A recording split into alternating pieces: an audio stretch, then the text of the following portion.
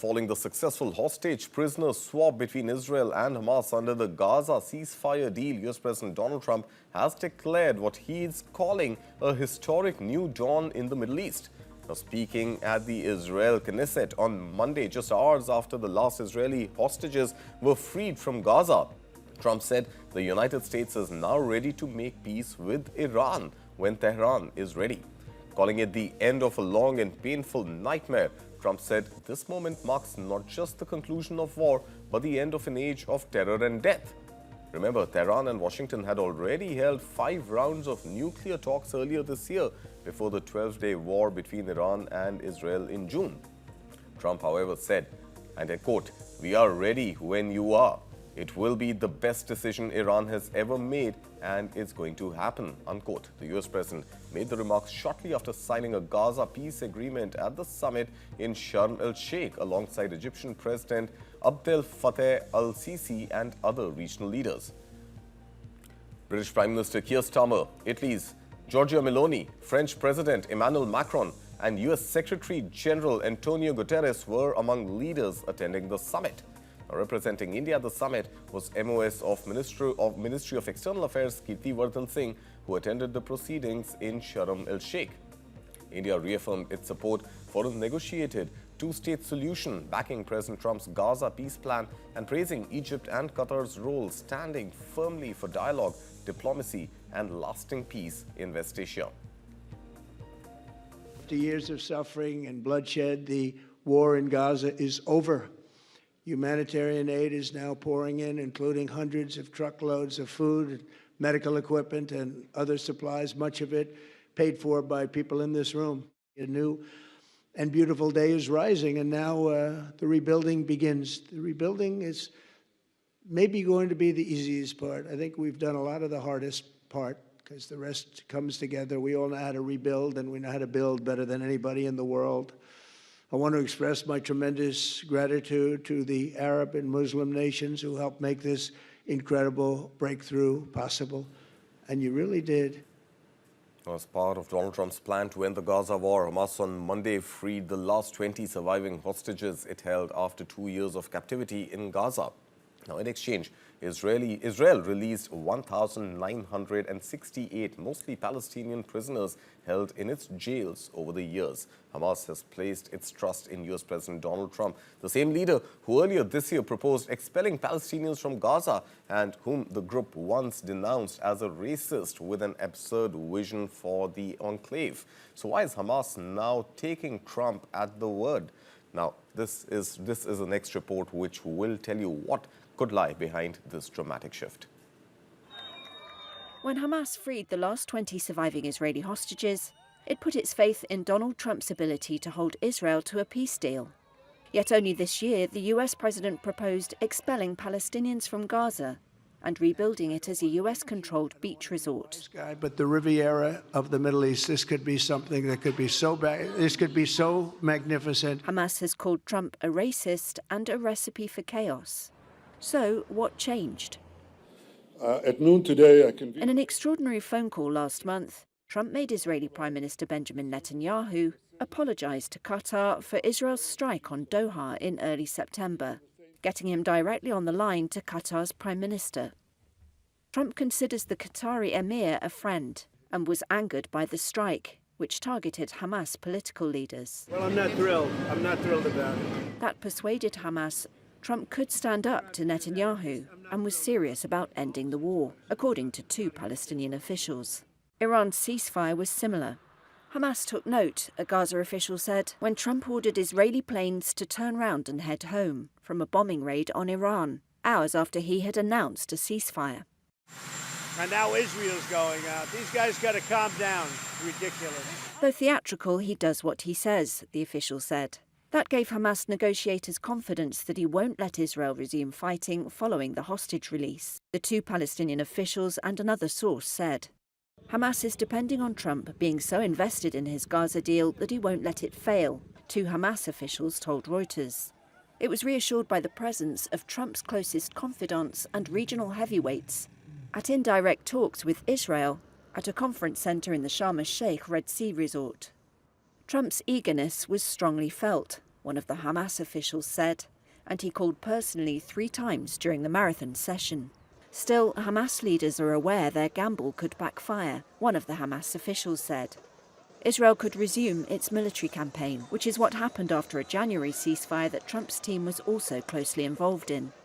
Hamas has received no written guarantees and has instead accepted verbal assurances. Trump's 20-point Gaza plan may end the war, which began with Hamas's attack on Israel on October 7, 2023. But core demands from both sides remain unresolved. For Hamas, these include Israel's withdrawal and steps towards a Palestinian state. For Israel, it's the fate of Hamas and its disarmament. One Palestinian official said the group decided holding on to the hostages was undermining global support for the Palestinians. If it released them, it felt Israel would have no credibility if it restarted the fighting. So with peace in West Asia now in some not too distant, although foggy view, what could be some of the global economic ramifications? Well, joining me this morning are Dr. Laveesh Bhandari, President, Center for Social and Economic Progress, or CSEP. I also have Dr. Srinath, Policy Researcher and Corporate Advisor. Gentlemen, good morning. Thank you for your time. Laveesh Bhandari, let's start with oil first. Now, if peace in the region holds, can we expect further stability in oil prices? And in your opinion, do you think OPEC will now recalibrate output strategies in response to this, hopefully, lasting peace? So first, absolutely and undoubtedly, this is indeed a very important step, and of course, provided that it holds out. And that is a question, and it always will remain, provided because it's really not a written agreement. It is a verbal agreement. And so that's a really important part of it. But given that, we have not just this issue of oil prices, it's about India's shipping, our exports and imports, and the uncertainties therein. So I'm expecting a very large positive support to the economy from this event.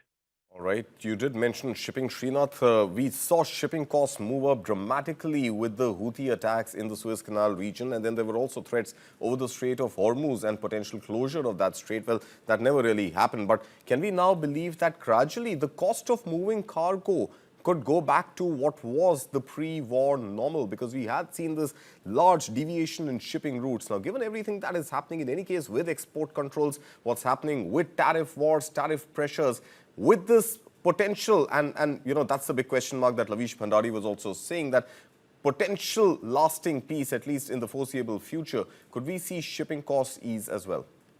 So Kartik, the predominant one, as Laveesh said, is it's about confidence whether it will last. And confidence translates in the shipping lines in terms of the insurance costs. What is the insurance premium? I mean, for example, the insurance premium shot up by 3x last year, the moment some of the attacks on the Red Sea happened. So the reality is, unless those confidence comes back, the bigger liners just won't start using the route. I mean, that's very important. The big liners typically, if you look at the total volumes of shipping lines, they constitute about 30 to 35% of total number of ships that pass through. So, and some of the big liners, mind you, need to have confidence in the US government to say, let me start moving that.